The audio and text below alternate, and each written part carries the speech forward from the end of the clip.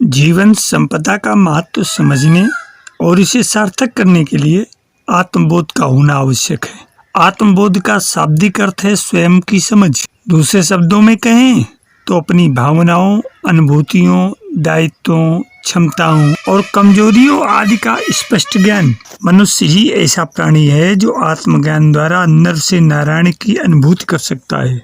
आत्मज्ञान के अनुभूत होने से जीवन की कठिन परिस्थितियों में भी सुख एवं शांति का अनुभव होता है।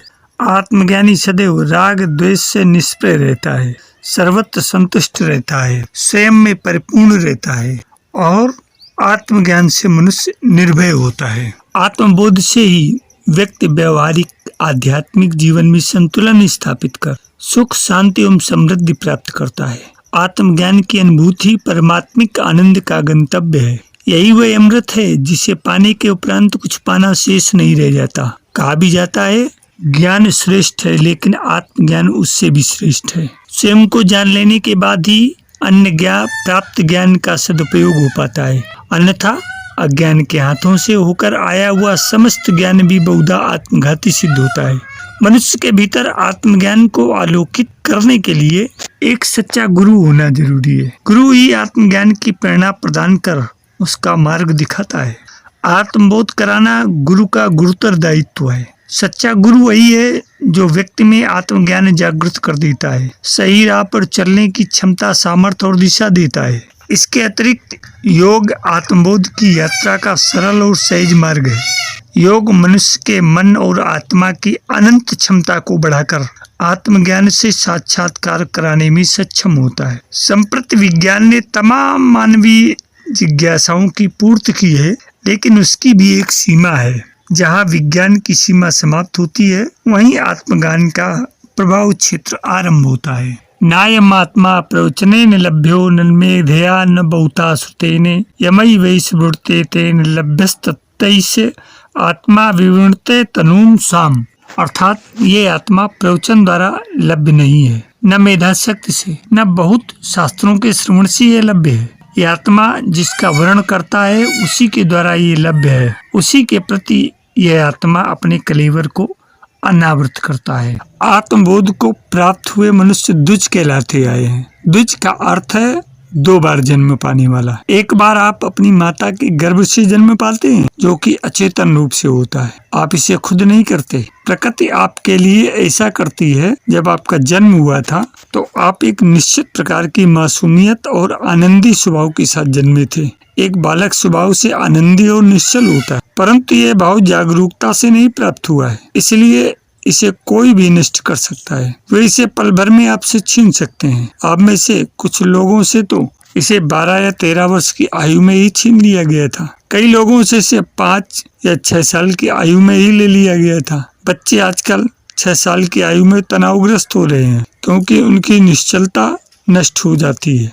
यह निश्चलता किस हद तक नष्ट होगी, यह उनके आसपास के लोगों द्वारा उन पर डाले जा रहे प्रभाव पर निर्भर करता है। इनमें से पहला है ध्यान और साधना।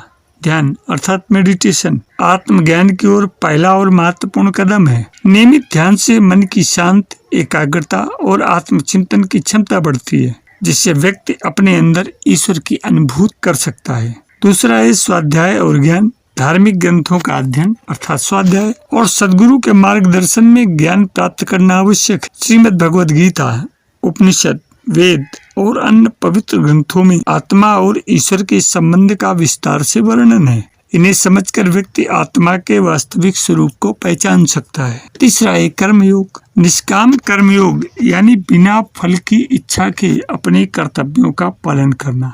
यह मन को शुद्ध करता है और अहंकार का नाश करता है, जिससे आत्मज्ञान के मार्ग पर अग्रसर होना आसान हो जाता है। चौथा है भक्ति योग। ईश्वर के प्रति अनन्य भक्ति और प्रेम भाव से आत्मज्ञान की प्राप्ति होती है। भक्ति योग में व्यक्ति अपने अहंकार को छोड़कर पूरी तरह से ईश्वर के प्रति समर्पित हो जाता है, जिससे आत्मा और परमात्मा का मिलन संभव होता है। पांचवा है संन्यास और वैराग्य। संसार के मोह माया से दूर रहकर वैराग्य भाव को अपनाना आत्मज्ञान की ओर ले जाता है। संन्यास का अर्थ है सांसारिक सुखों और इच्छाओं से मुक्ति पाना और ईश्वर की खोज में लीन हो जाना। छठा है सत्संग।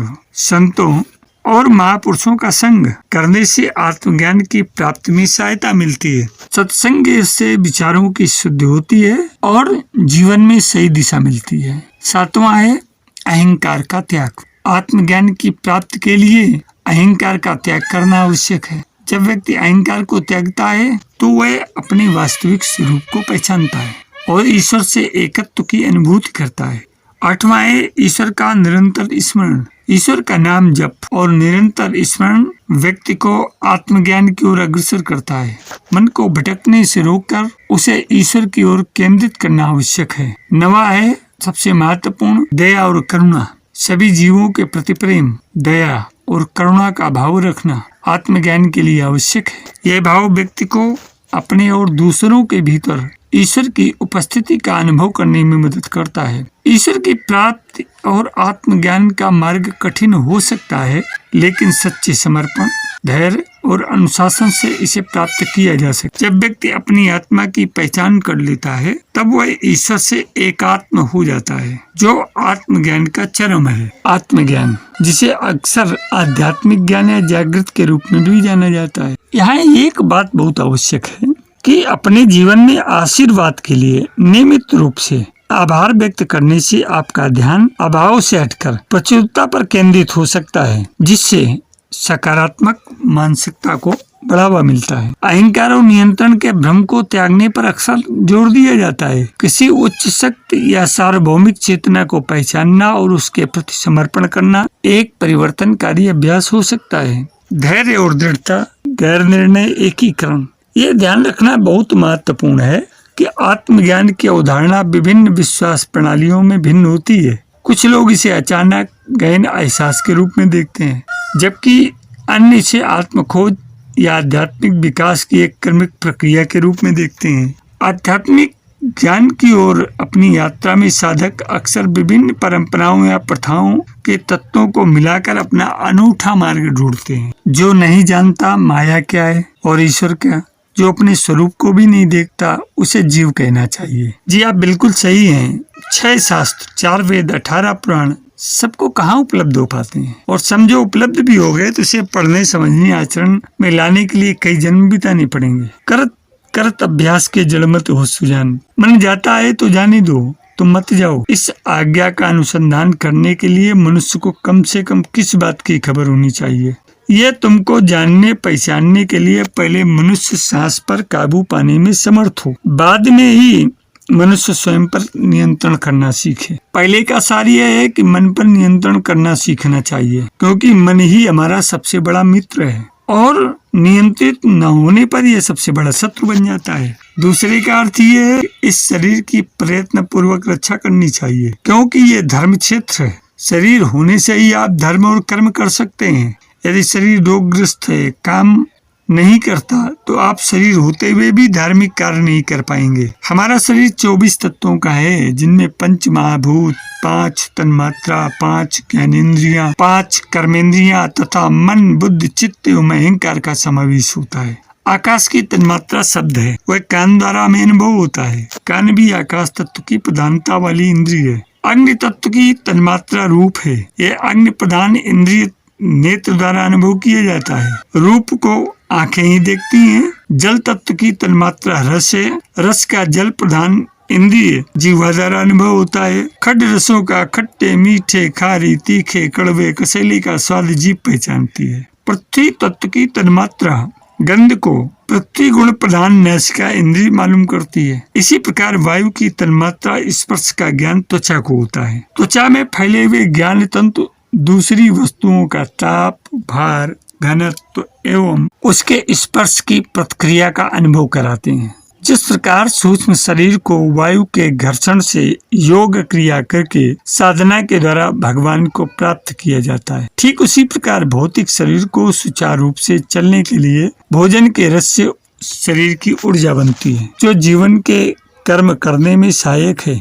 आदेश अंत में यह भी एक क्रिया योग है। हे मेरे मन, यदि तू अपने हृदय में भगवान की शक्ति चाहता है तो मेरी सीख मान। ये आप स्मरण करें। भगवान ने गर्भवास से लेकर अब तक तेरे ऊपर जो उपकार किए हैं उनको याद कर और अहंकार छोड़कर बड़ी सावधानी से तत्पर होकर उनकी सेवा कर। सुख दुख मान अपमान सबको समान समझ, तभी तेरी विपत्ति दूर होगी। इसे यूं समझे, दूसरों को समझना बुद्धिमानी है, खुद को समझना असली ज्ञान है। दूसरों को काबू करना बल है और खुद को काबू करना वास्तविक शक्ति है। जिसने संसार को बदलने की कोशिश की वो हार गया, और जिसने खुद को बदल लिया वो जीत गया। मंजिल मिले या तजुर्बा, दोनों चीजें ही नायाब हैं। मेरे अध्यात्म प्रेमी जिज्ञासु मित्रों, आत्मज्ञान और ईश्वर प्राप्ति दोनों को अलग अलग करके मत देखें। बहुत ही सहजता और सरलता से सत्संग करते जाएं। तनाव बिल्कुल मत लें। सत्संग प्रेमियों की आपके पास कमी नहीं होगी। आवश्यक समझें तो कुछ निंदा साहित्य का भी अध्ययन करें। घर की जिम्मेदारियों के साथ रहकर एकात्म आत्मचिंतन करें। एक बड़े रहस्य की बात यह भी है कि सत्संग में शब्दों का बड़ा महत्व है। इन्हें बहुत ही सतर्क व सजग होकर सुनना या पढ़ना। शब्दों का नहीं, शब्दों के भाव को समझना। ध्यान पेंडुलम पर नहीं, वरन पेंडुलम जिस सुई को धक्का मार रहा है उस पर होना चाहिए। शब्द जालम महारण्यम भ्रम उत्पत्ति कारणम। सांस ही ध्यान का कारण है, उससे भली भांति परिचित है और जिज्ञासु उस प्रवृत्ति को करने के लिए तत्पर रहता है। आत्मा ही सुख का स्वरूप है। मनुष्य अपने जीवन काल को सुखमय बनाने की प्रेरणा इसी आत्मा से ही स्फूर्णा मिलती है। श्री रामचरितमानस में महामना तुलसी ने लिखा, ईश्वर अंश जीव अविनाशी चेतन अमल सहज सुख राशि। अब दूसरे शब्दों में समझिए तो ये आपकी मर्जी है कि आप छोटी छोटी किस्तों में करके 100 जन्मों में इसे पूरा करना चाहते हैं या आज ही इसे पूरा कर लेना चाहते हैं। इसमें कितना वक्त लगता है ये इस बात पर निर्भर करता है कि आप में ज्ञान की लालसा कितनी है। लेकिन जरा सोचिए कि आपको जानने की क्या सचमुच तड़प है। मौत की बात क्या होता है, मेरे सृजन का स्रोत क्या है, ऐसे सवाल अगर आप चलते फिरते यूं ही पूछ सकते हैं तो इसका मतलब है कि आप इस सवाल की गहराई को समझ ही नहीं रहे। यह सवाल जब आपको अंदर ही अंदर इस हद तक जला रहा हो कि आप एक शब्द भी न बोल पा रहे हो, जलते जा रहे हो, तो समझ लीजिए कि ज्ञान आपसे दूर नहीं है। इसलिए आवश्यक है कि आत्म को जानने की तीव्र इच्छा नहीं है आपके अंदर। दूसरी बात, आत्मज्ञान चुपचाप से हो जाता है। जरूरी नहीं कि हमेशा एक धमाके के साथ आपको अंतर्ज्ञान हो, यह चुपचाप भी हो सकता है, किसी फूल के धीरे धीरे खिलने की तरह। धरती पर बड़ी बड़ी घटनाएं बिना किसी शोर शराबे के चुपचाप हो जाती हैं। क्यों, है ना? देखिए ना, एक बीज पौधा बन जाता है, पौधा बड़ा पेड़ बन जाता है। ये कोई मामूली बात नहीं, ये एक जबरदस्त घटना है। क्या इसमें कोई शोर होता है? छोटी छोटी उपलब्धियां ज्यादा शोर मचाती हैं, लेकिन कुदरत में होने वाली बड़ी बड़ी घटनाएं कोई शोर नहीं करती। सब कुछ चुपचाप हो जाता है। इसी तरह अंतर्ज्ञान भी चुपचाप आता है, बिना किसी शोर के। कोई आतशबाजी नहीं होती, चुपचाप शांति से, बिना किसी शोर शराबे के। जब आप एक आयाम से दूसरे आयाम में चले जाते हैं, बगीचे में फूल चुपचाप खिल जाता है, पर एक बार खिल गया तो आप उसको नजरअंदाज नहीं कर सकते। उसकी खूबसूरती और खुशबू की मौजूदगी को कोई नकार नहीं सकता। इसी तरह अंतर्ज्ञान पाना यानी आपका एक आयाम से दूसरे आयाम में खिलना चुपचाप हो जाता है। लेकिन जब ये होता है और जिस पल आपको इसका एहसास होता है, तब ये बहुत बड़ी घटना होती है। आप उसको नजरअंदाज नहीं कर सकते। आप यूँ समझिए, आत्म साक्षात्कार का मतलब होता है खुद को जानना, समझना, पहचानना। लेकिन जो इसको व्यर्थ में सिर्फ चर्चा का विषय बनाते हैं, वे केवल और केवल मौखिक बातों से चीजों की छेड़छाड़ करते हैं। कई विषय ऐसे होते हैं जहाँ ज्ञान बांटने की जरूरत नहीं होती है। आध्यात्मिक साधना, आत्मज्ञान की साधना, स्थूल हो या फिर सूक्ष्म, पात्र भेद से इन दोनों की उपयोगिता है। साधक की स्थिति जहाँ है, जैसी है, उसकी साधना भी उसी प्रकार से होनी चाहिए। जब तक चिंतन, चरित्र एवं व्यवहार में विकृतियां हैं, तब तक साधना के स्थूल उपक्रम आवश्यक हैं। इस अवस्था में साधक को क्रिया योग के अभ्यास में दृढ़ता से लगे रहना चाहिए। इसी के साथ ध्यान साधना का अभ्यास भी आवश्यक है। ध्यान साधना के क्रम में एक बात बता देना यहाँ आवश्यक है कि ध्यान साधना स्थूल भी है और सूक्ष्म भी। मानसिक एकाग्रता, पवित्र विचार, कवि अथवा भाव की धारणा ध्यान के स्थूल प्रयोग प्रयासों से आते हैं। इस अवस्था के बाद ध्यान का सूक्ष्म आयाम प्रकट होता है, साक्षात्कार। इस विषय पर एक परिचर्चा आपके सामने हुई। आशा है कि ये आपको लाभप्रद लगेगी। इसको लाइक, शेयर, सब्सक्राइब एवं कमेंट करना न भूलें। सफल जीवन की यात्रा के इस अंक में आज इतना ही। धन्यवाद।